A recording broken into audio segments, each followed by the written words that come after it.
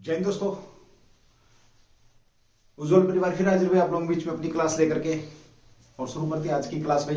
As on 26 May 2022 class को देख लिया करो भाई, ठीक है। बड़ी मेहनत से क्लास बनाई जाती है, थोड़ा सा ध्यान करो यार भाई, पढ़ो भाई, ठीक है। चलिए शुरू करते हैं भाई। वो वही बात आती है कि वैल्यू कब पता लगती है इंसान को, जब समय निकल जाता है। वैल्यू कब पता लगेगी इस क्लास की, जब तुम्हारा समय निकल जाएगा, जब एग्जाम दे के बाहर निकलोगे उस दिन वैल्यू पता लगेगी। याद रखना मेरी इस बात को, ठीक है। चाहे डेट डाल के नोट कर लेना, हर बार बोलता हूं मैं। चलिए क्वेश्चन नंबर 1 आज का जो भी चर्चा का विषय बना हुआ है, अभी हाल ही में उर्वरक सब्सिडी को लेकर के, क्या भाई आपका उर्वरक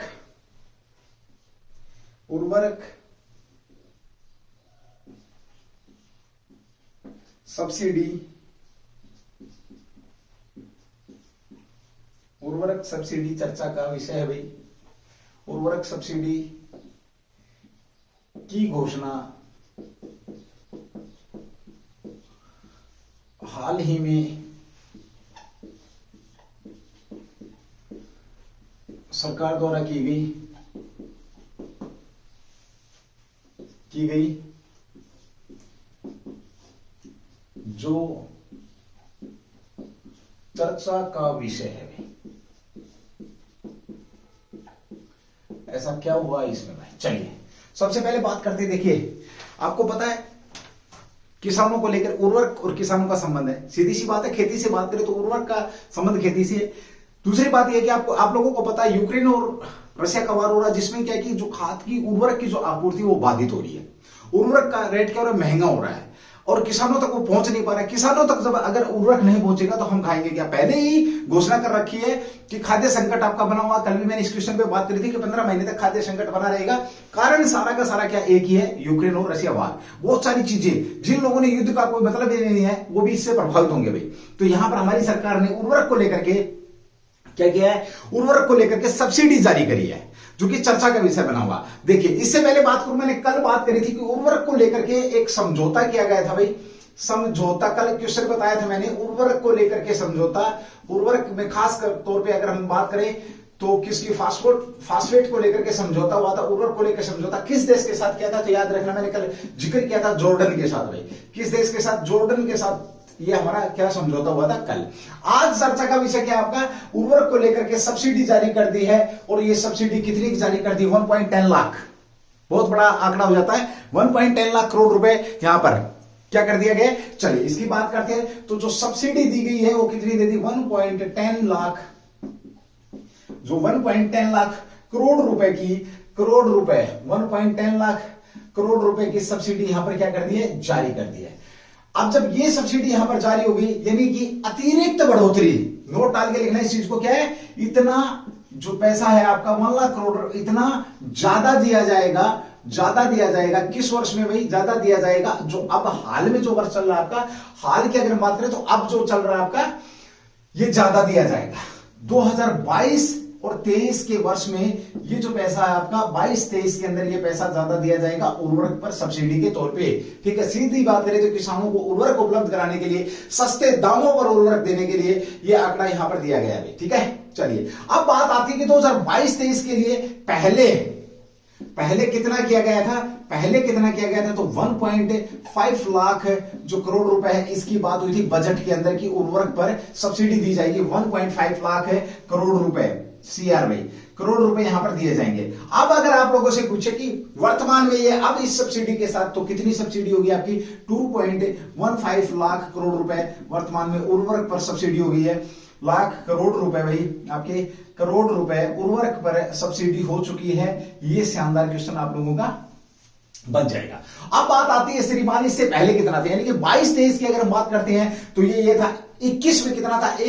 आपका 1,62 करोड़ रुपए, 1,62 करोड़ रुपए यहां पर था। चलिए अगर हम बात करते हैं किसकी, अगले पॉइंट की बात करते हैं, 2019 में कितना था ये? 2022-23 के बजट की बात हो चुकी है। 21 और 22 में कितना था? जो वित्त वर्ष आपका 2021 और 22 के अंदर कितना था, इसकी बात अगर हम करते हैं तो ये था आपका 16213 करोड़ रुपए भाई, करोड़ रुपए ये आपका सब्सिडी रखा। 1,62,132 करोड़ रुपए यहां पर सब्सिडी दी गई थी उर्वरक को लेकर के। कब आपका इस वित्त वर्ष में 21-22 में, और 23 में इसको जो आपका समस्या क्या है मैंने बताया, रूस और यूक्रेन जो वार है आपका, रूस और यूक्रेन वार से जो भी आपकी उर्वरक को लेकर के, खाद्य पदार्थों को लेकर के जो बाधित हो रही हैं सुविधाएं, उन सुविधाओं के चलते उनसे लड़ने के लिए किसानों के लिए ये सब्सिडी आपकी दी गई है, जो कि चर्चा का विषय बना हुआ है, ध्यान रखेंगे भाई। ठीक है, आपूर्ति कराई जाएगी। उद्देश्य क्या है, किसानों को उर्वरक की आपूर्ति कराना सस्ते दामों की। तो उद्देश्य लिखेंगे आप लोग भाई, उद्देश्य है किसानों को सस्ते जो दाम है, दामों पर, एमआरपी पर दिए जाएंगे, सस्ते दामों पर क्या कराना, उर्वरक उपलब्ध कराना, ये इसका उद्देश्य है, ध्यान रखेंगे भाई। उर्वरक उपलब्ध कराना, अगर किसान हमारा खुश है तो देश हमारा खुश है भाई, ध्यान रखेंगे। ठीक है, चलिए तो बात सीधा सा क्वेश्चन नंबर 1 आएगा आपके बीच में कि उर्वरक को लेकर के सब्सिडी कितनी जारी करी है, पहला क्वेश्चन। दूसरा क्वेश्चन कि बजट के अंदर कितना दिया गया था। तीसरा क्वेश्चन वर्तमान में कितना है। चौथा क्वेश्चन आपका 2021 में कितना था।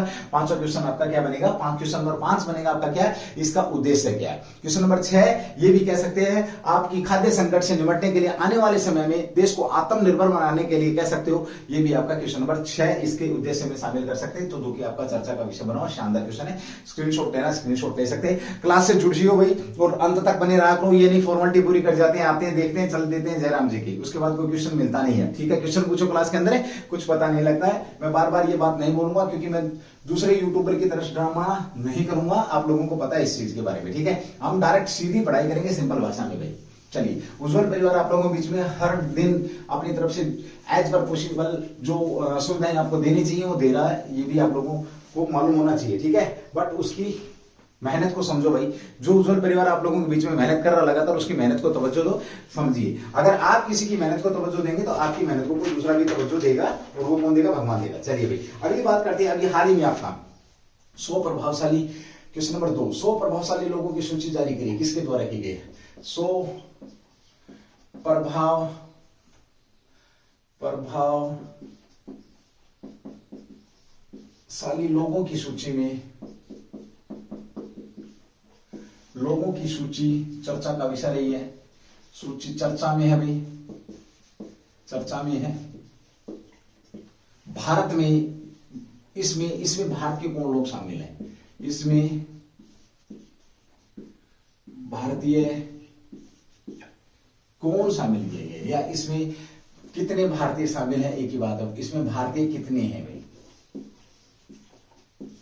कितने शामिल हैं दुनिया में, कह सकते हो। जो क्या किया भाई, आपके बीच में 100 प्रभावशाली लोगों की सूची जारी की गई, जो कि प्रभावशाली लोग हैं, जिनसे कह सकते हैं जो अट्रैक्टिव पर्सनालिटी रखते हैं और जिन्होंने दुनिया को प्रभावित किया, जो ना केवल अपने आप को, दुनिया को प्रभावित करने वाले जो 100 लोगों की लिस्ट के अंदर है। भारत के कितने लोग हैं इसके अंदर जिन्हें शामिल किया गया, या ये कह सकते हैं कितने भारतीयों को इस लिस्ट के अंदर शामिल किया गया है। क्वेश्चन आपका बड़ा शानदार है। चलिए बात करते हैं। सबसे पहले तो बात करते हैं भारतीय बिजनेस टाइकून, इस टाइम ने इसको जारी किया। किसने किया इसको, टाइम द्वारा। किसके द्वारा, टाइम शो मोस्ट, लिखेंगे टाइम हंड्रेड, इसका लिस्ट का नाम कहेंगे तो हम most influential people of the world. Most, ये लिस्ट जारी की है इन्होंने, इन्फ्लुएंशियल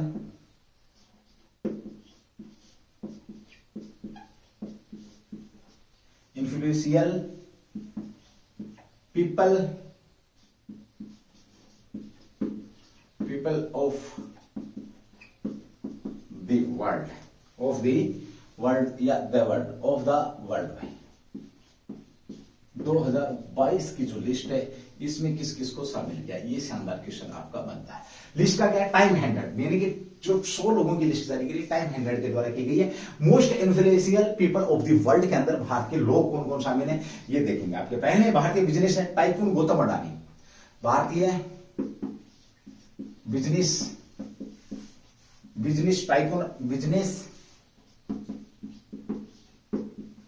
टाइकून जो आपके हैं, टाइकून गौतम अडानी साहब हैं, ध्यान रखेंगे। पहला बंदा क्या आपका, भारतीय बिजनेस टाइकून गौतम अडानी साहब को शामिल किया गया है। दूसरी बात यहां पर और कोई किसको किया गया है, सुप्रीम कोर्ट की वकील है करुणानिधि, सुप्रीम कोर्ट की वकील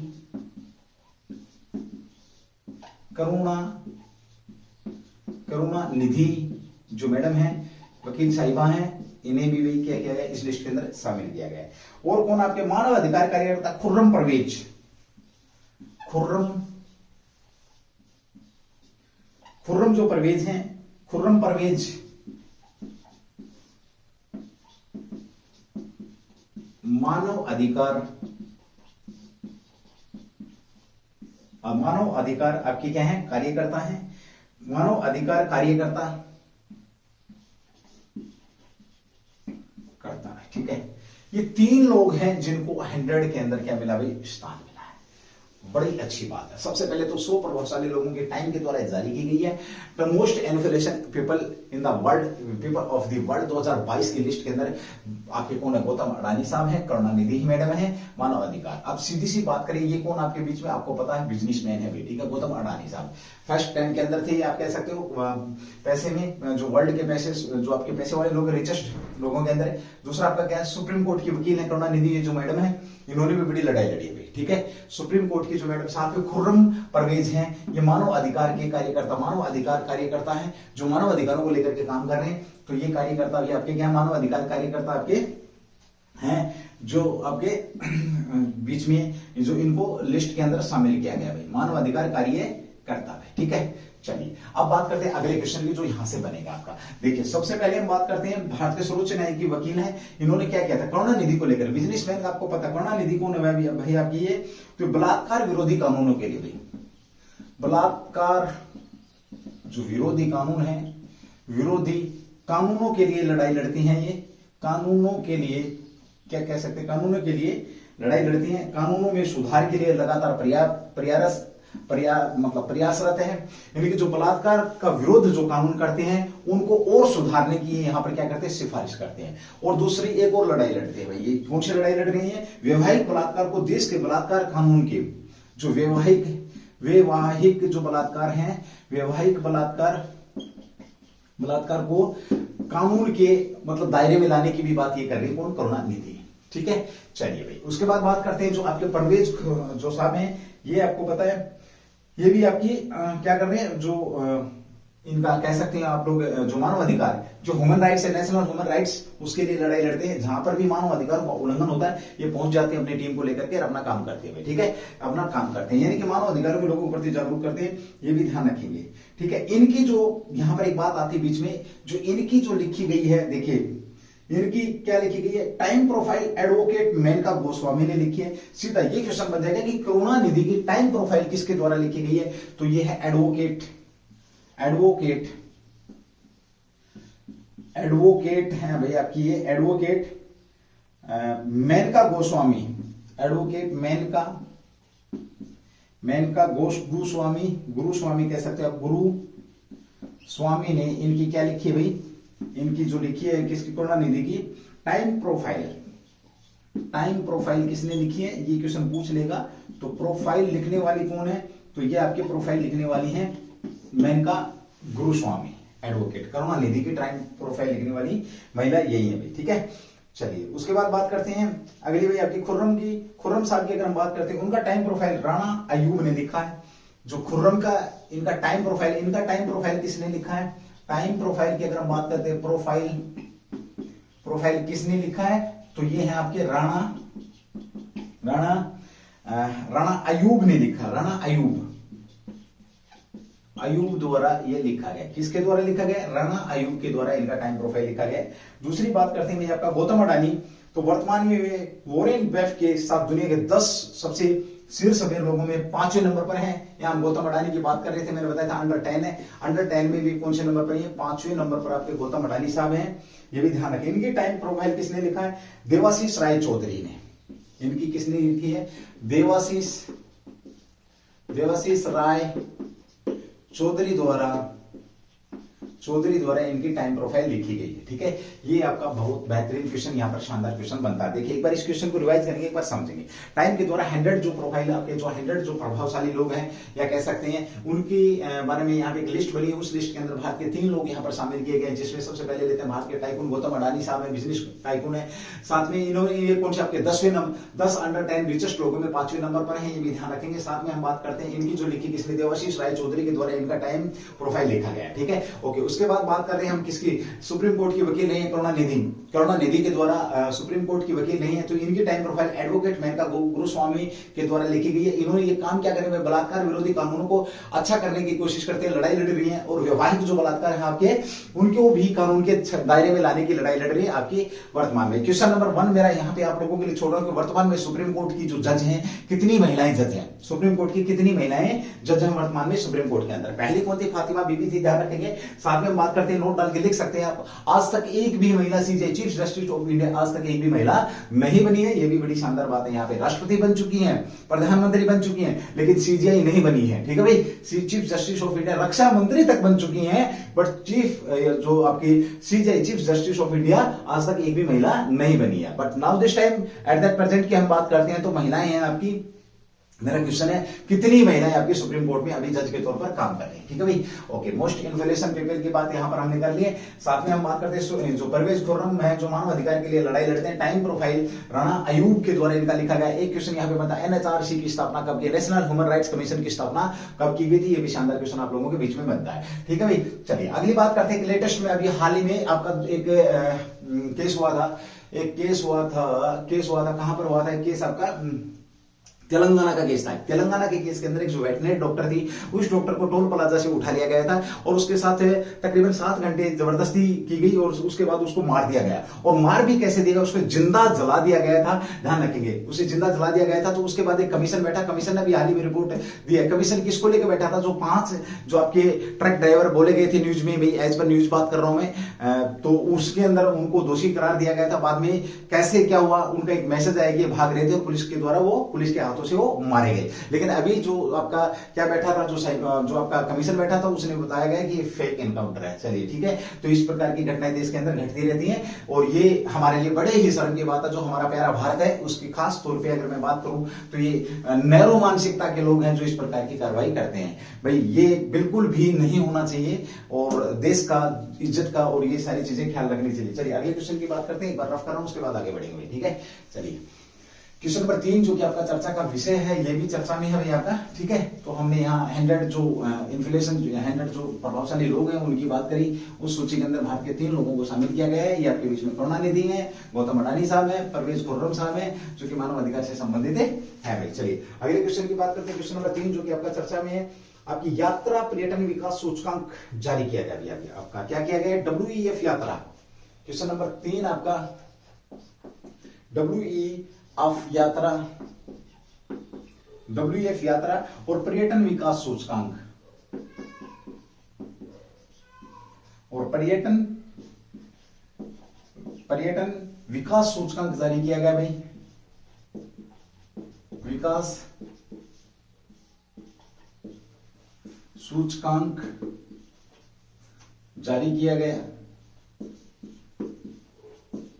गया जिसमें भारत का स्थान कौन सा, WEF यात्रा और पर्यटन विकास सूचकांक की बात कर रहा है, इंडेक्स की बात कर रहा है, किसकी, आपके टूरिज्म इंडेक्स की बात कर रहा है। तो भारत का स्थान पूछ रहा है भैया यहाँ पर, ये क्या पूछ रहा है, भारत का स्थान। WEF travel and tourism development index 2021 में भारत का नंबर कौन सा था, किसकी बात कर रहा है यहाँ पर, ये एक बार इसको देखेंगे आप। WEF ये क्या हो जाएगा आपका, ट्रैवल एंड टूरिज्म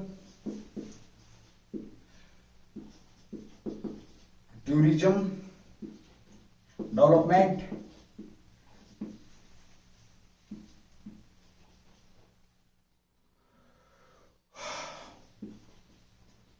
इंडेक्स 2021 में इसकी बात कर रहा है। Travel and tourism development index 2021 की बात कर रहा है। तो इसमें जो भारत का नंबर रहा है ये कौन सा है, तो आपका ध्यान रखेंगे भारत 54वें नंबर पर रहा है। भारत कौन से स्थान पर रहा है?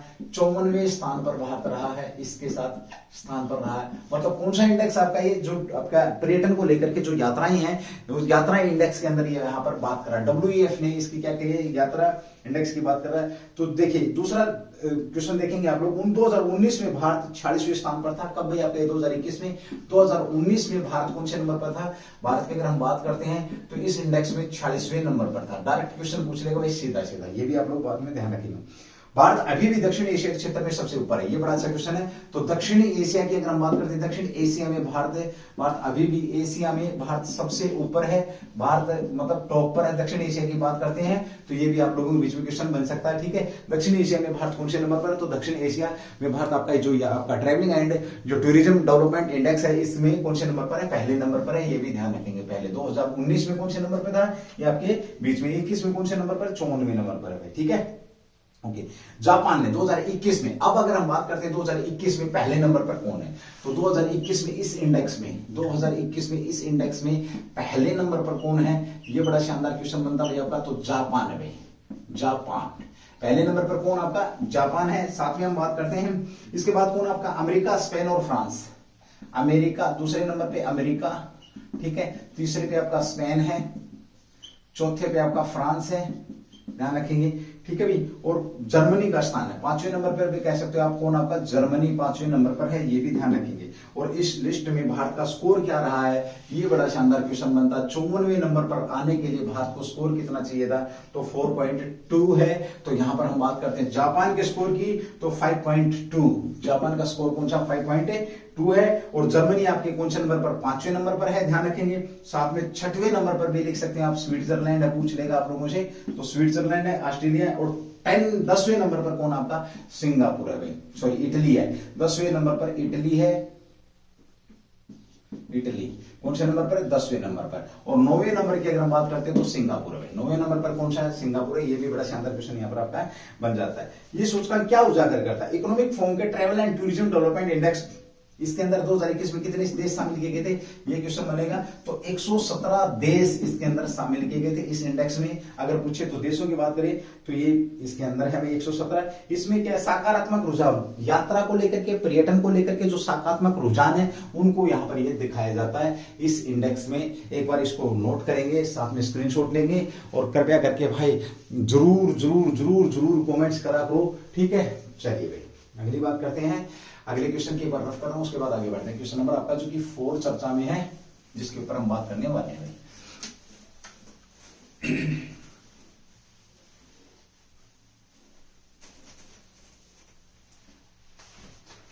क्वेश्चन नंबर 4 है भाई आपका। ये भी अच्छा क्वेश्चन है आपका। अभी हाल ही में जो कि आपका चर्चा में रहा अभी आपका, विश्व स्वास्थ्य सभा का कौन सा संस्करण आयोजित किया गया? क्वेश्चन नंबर 4 आपका अभी हाल ही में चर्चा में, अभी आपका हाल ही में चर्चा में रहा,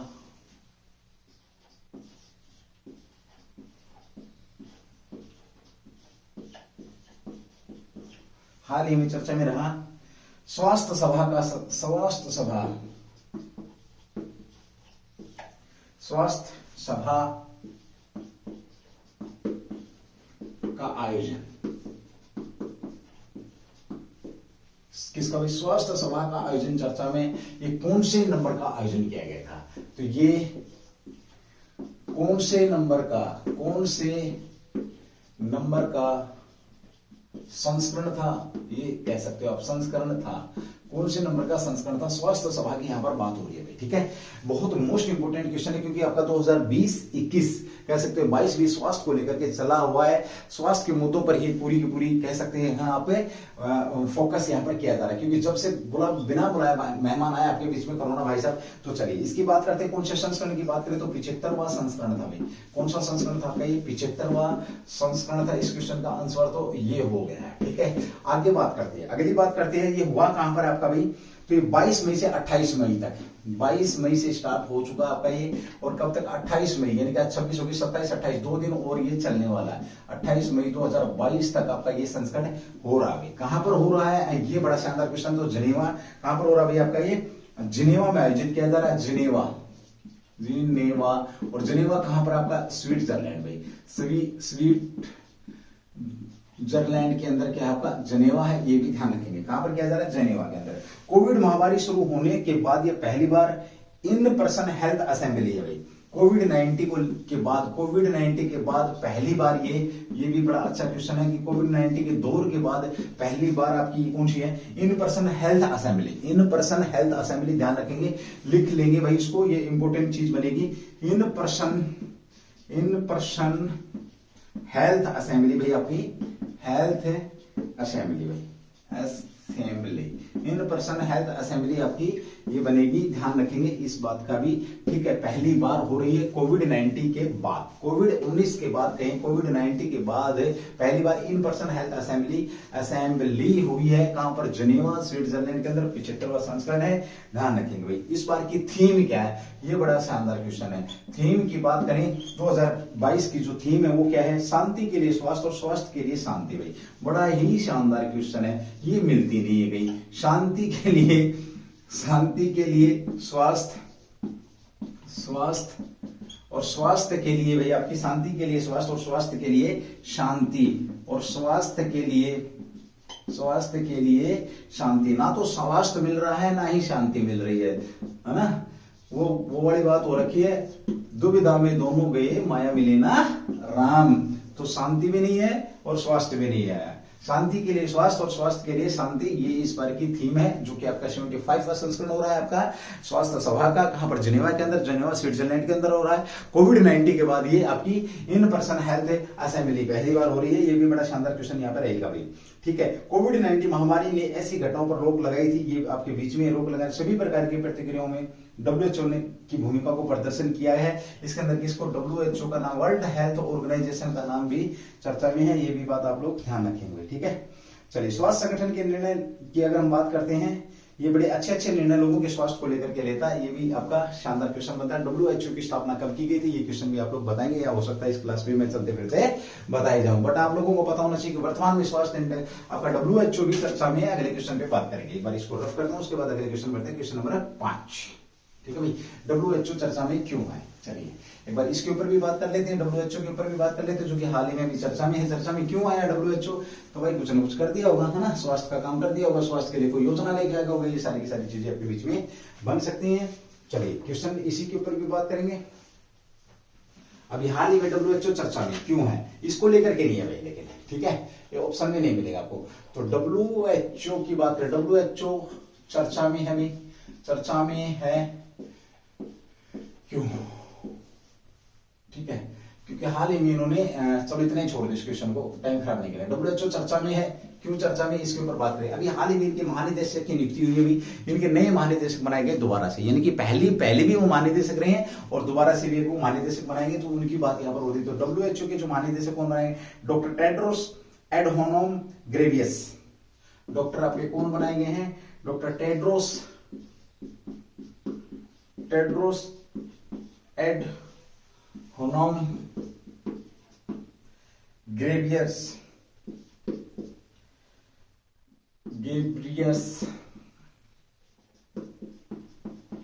इनको क्या बनाया गया? अभी हाल ही में WHO का महानिदेशक बनाया गया है। WHO का कह सकते हो क्या बनाया गया? हेड बनाया गया है डॉक्टर को।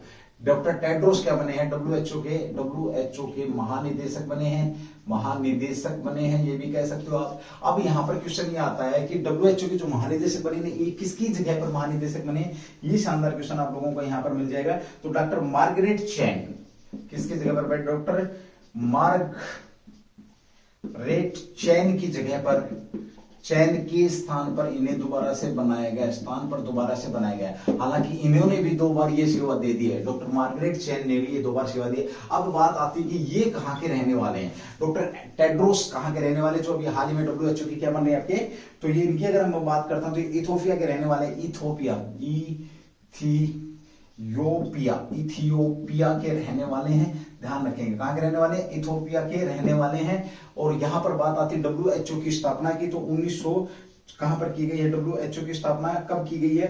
तो स्थापना 1948 में, 7 अप्रैल 1948 में, 7 अप्रैल 1948 को WHO की स्थापना की गई। ये शानदार क्वेश्चन यहाँ पर बन जाता है आपका, ठीक है। ओके, स्थान किसका, साथ में एक क्वेश्चन और बनता कि भारत के WHO का, भारत में WHO का जो ऑफिस है वो कहां पर, आपका हेडक्वार्टर कहां पर है, दिल्ली के अंदर है, दिल्ली के अंदर है। और इसके हेडक्वार्टर की बात करें तो अभी बात हो ही रही थी, जिनेवा स्विट्जरलैंड के अंदर क्या है इसका हेडक्वार्टर है। स्थापना आपको बताई दिया 7 अप्रैल 1948 में। टेड्रोस साहब क्या आ गए अभी आपके महानिदेशक है, मार्गरेट चैन के स्थान पर ये अभी आपके महानिदेशक बने। ये भी शानदार क्वेश्चन आता है यहाँ पर, मतलब WHO का भारतीय हेडक्वार्टर कहां पर, आपका दिल्ली के अंदर, कह सकते हो भारतीय हेडक्वार्टर भाई, भारतीय जो हेडक्वार्टर है ये कहां पर, आपका दिल्ली के अंदर है। ये भी शानदार क्वेश्चन है भाई। क्लास को पूरी देखना है, क्लास को स्किप नहीं करना, क्लास की फॉर्मेलिटी पूरी नहीं करनी। मैं आप लोगों के ना रिप्लाई यहाँ पे दे नहीं पा रहा हूँ, कुछ टेक्निकल वजह है, बट आने वाले समय में जरूर, जैसे ही आप जय हिंद बोलेंगे तो आपको जय हिंद का जवाब दिया जाएगा। तो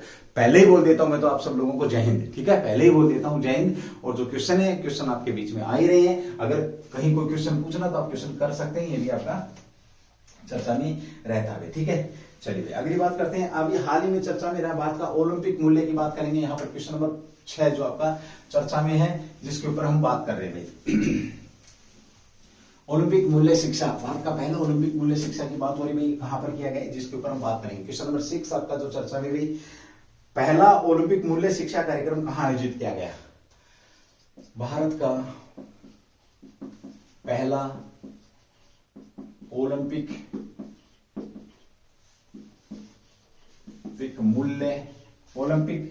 मूल्य शिक्षा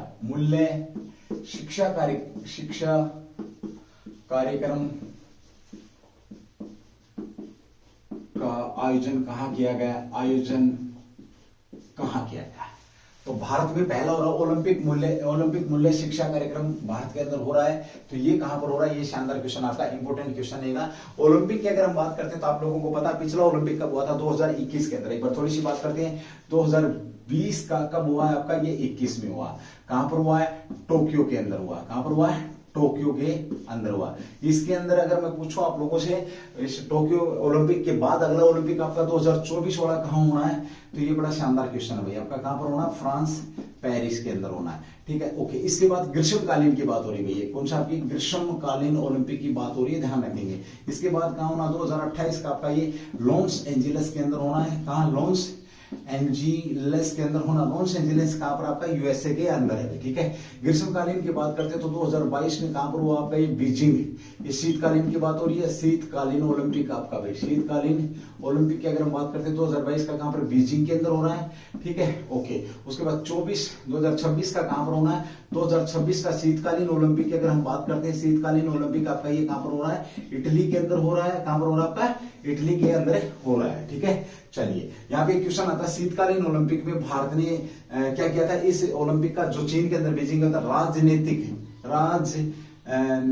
क्या किया था, इसका बहिष्कार किया था। 2-3 बार क्वेश्चन करा चुका हूं मैं, फिर भी आप लोग ध्यान रखेंगे, ठीक है भाई। चलिए अभी हाल ही में एक और आपका हुआ था, मूक बधिर ओलंपिक। यहाँ क्वेश्चन बनता आपका, मूक बधिर जो ओलंपिक है, मूक बधिर ओलंपिक में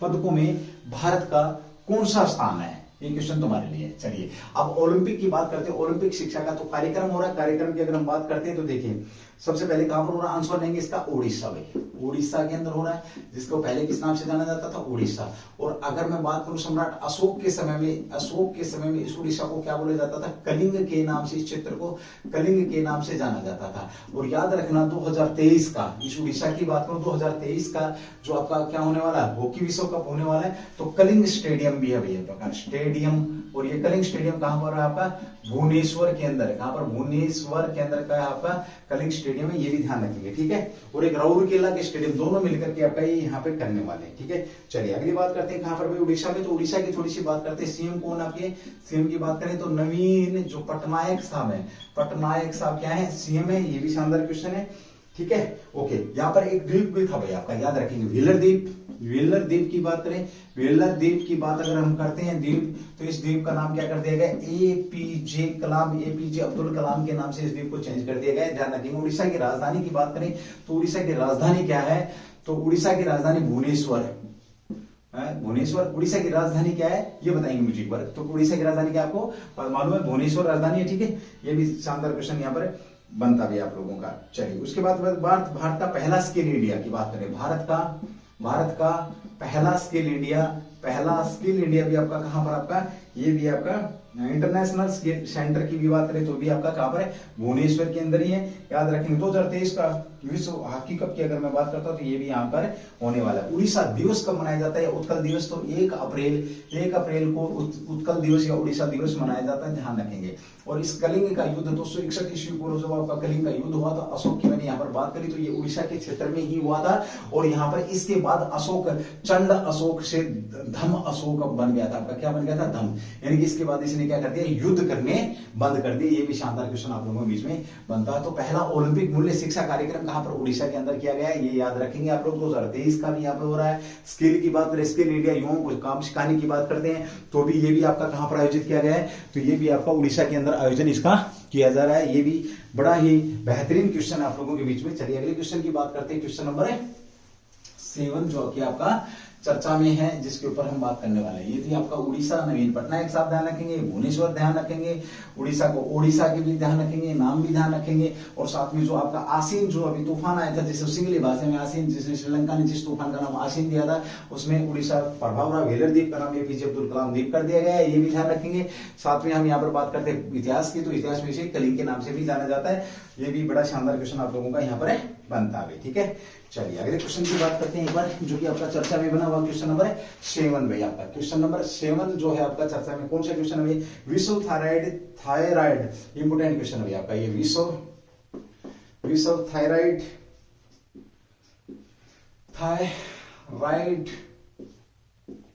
जागरूकता